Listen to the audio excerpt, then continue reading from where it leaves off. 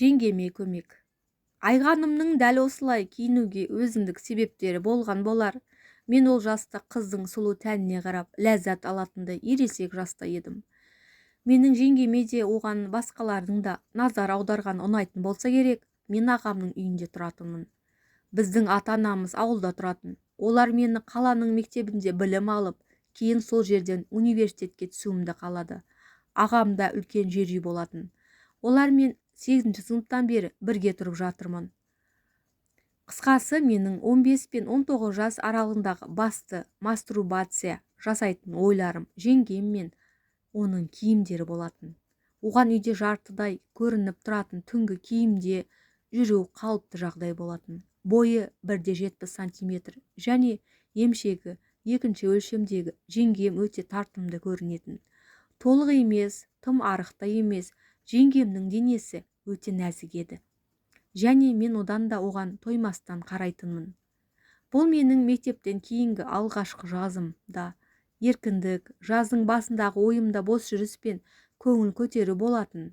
Ішімдік, қыздар, достар дегендей. Расында, олай болмады.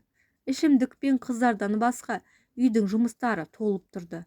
Ағам күні бойы жұмыстан босамайтын, сондықтан барлығы мені жұмсайды. Енді не істейсің? Кіші балалардың көретіні осы. Айғаным таң атпастан бөлмеме кіріп, сенің емтиханға дайындалатын ойың бар ма? Деп ұрса етті. Айко, дүйсенбіден бастаймын. Ал бүгін сенбі дедім. Окей, онда тұр да маған үй жинауға көмектес деп менен көрпені жұлып алды. Ал көрпенің астында әдеттегідей менің таң атпай тұрып алатын қотағым бар. Оны көрсетпеу үшін көрпеге жабыса еттім. Көрпені тартып жатып, түнгі жұқа киімде тұрған жеңгеме көз салып қойдым. Киімнің ішінен қарайып, емшегінің ұшы анық көрініп тұр. Тұр, мен сені күтемін деп бұрылды да бөксесін ойнақтатып шығып кетті. Оның әдемі көтеніне сүйсініп жаттым. Қандай сұлу қатын деп тамсандым да жартылай жалаңаш жеңгемді елестетіп қотағыммен ойнауға ваннаға кеттім. Душтан соң орамалды орап алып бөлмеме қарай беттедім. Дәлізде тағы да Айғаныммен кездесіп қалдық. Үйтіндегі киімін әлі де ауыстырмаған екен. Қотағым қайта тұрып кетті. Оған көбірек қарап қалу үшін уақыт созайын деп маған қандай шаруа дайындап қойдың дедім. Жеңгем тоқтады да ауланы сыпырып таста, сосын ауланың артында тазаласаң болады деді. Көрініп тұрған емшегінің ұштарынан көзімді алмастан, жақсы, қазір киініп алайын деп жауап бердім. Қотағымның тұрғаны көріне бастағанын сезіп бөлмеме қарай кеттім. Күн ыстық болып тұрғасын футболка мен шорты кидім. Шорты кең болатын, сондықтан ыстық болмасын деп трусы кимеуді жөн көрдім. 1 сағат жұмыс істеген соң далада 30 градустық болып кетті. Біраз су ішіп, көлеңкеде дем алайын деп үйге кеттім. Бүгін тым ыстық болып тұр, деді жеңгем. Ол әлі де түнгі киіммен жүр екен. Отыра тұр, мен қазір су алып келейін. Рахмет, Айко. Қатты босаңсып кетпе. Әлі саған көп жұмыс істеу керек деп суын ұсынды. Мен де үйде жұмыс жетеді. Қараңғы түспей бітіріп алғым келіп тұр. Жеңгемнің үй жинап, шаң сүртіп, шаң сорғышпен үй тазалап жүргенін қарап асықпай су іштім. Күн сәулесінен жап-жарық болып тұрған үйде оның емшегі анық көрінеді. Анда-санда Айғаным жоғарыға созылғанда киімнің астынан көті де көрініп қалады. Онсыз да осында отыр екенсің, маған көмектессең болар еді деді жеңгем. Әрине, деп жауап бердім. Жеңгеме тамсанып, әрі көлдеңде жұмыс істеу мүмкін болып тұрғанда күн ыстықта сыртта жұмыс істеп не бар? Не істейін? Сөрелерді шаңды сүртеміз. Маған жоғары сөрелердегі заттарды алып бер, деді жеңгем. Заттарды сүртіп, оларды үстелге қоя бастады. Ал мен жоғары сөрелерді сүрттім. Айғаным орнынан тұрып, сүрткен заттарды орнына қою үшін маған қайта бере бастаған.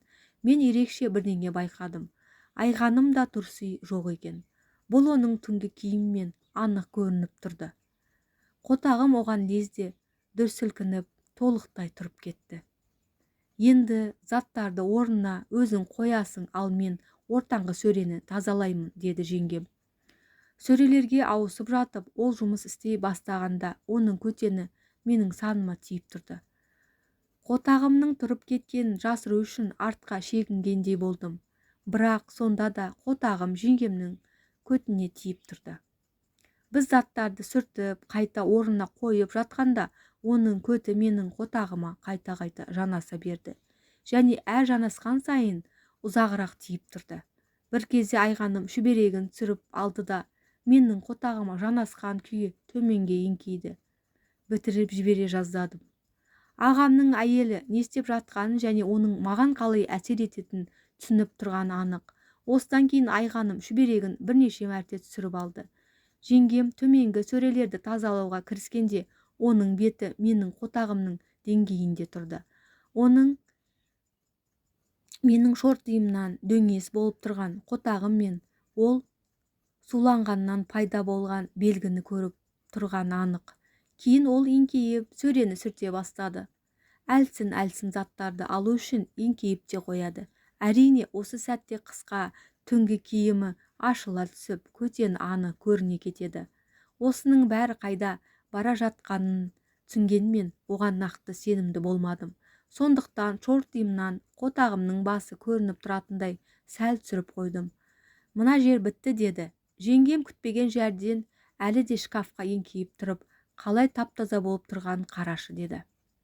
Мен айғанымның артынан тізерлей отырдым да оның үстінен асып қарауға тырыстым. Сол кезде менің қотағым оның көтіне дәл тиіп тұрды. Керемет, дедім мен, жақсы тазаланғанын да, әлде көтеннің әдемілігін айтқанымды білместен. Маған да солай сияқты, деп біртүрлі дауыспен жауап берді. Осы кейіпте біз бірнеше секунд шкафты қарап тұрдық. Менен не күтіп тұрғанын түсіндім. Шортиді төменге түсіріп, қотағымды жеңгемнің көтінің тесігіне қарай жақындаттым. Барлығы орнында тұрғанына сенімдісің бе, деп сұрадым. Барлығы емес, деп қолын артқа жіберіп, киімін жоғары көтіп жіберді де, бір маңызды зат орында емес, деді. Күлімсіреп, қотағымды амының алдына апардым. Жеңгем де маған қарай қозғалып, суланып тұрған амына қотағымды сүңгітіп жіберді. Енді бәрі орында, деп ыстық дем алды. Осы сөздермен ол менің қотағымды арлы-бері қозғала бастады. Мен үйдегі бұндай жұмыстан шокта болдым. Жеңгем қатты дем алып ыңқылдай бастады. Бірнеше минуттан кейін мен бар күшімен жылдамдықты арттыра түстім. Ол қаттырақ ыңқылдай түсті. Мен шыдай алмай ішіне ағызып жібердім. Біз ентігемізді басып жатқанда айғаным бізге бірге үйді жинау тұру керек, деді.